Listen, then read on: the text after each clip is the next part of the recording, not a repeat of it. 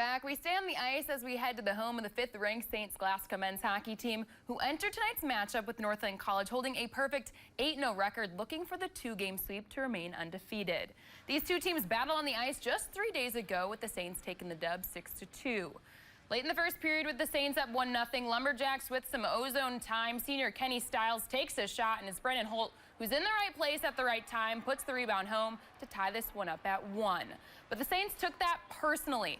One-time shot from Jacob Setz is saved, but somehow the puck trickles behind the Lumberjacks goalie. The ref said that one counts, and suddenly it's 2-1 Saints. Then just 33 seconds later, Philemon Lendikoff finds his brother Arkip, who unloads a rocket of a shot. Goes top shelf, yeah, where I hide my Christmas cookies. He makes it 3-1, and the floodgates would open for St. Scholastica as they score 5 more goals to win their 9th straight game.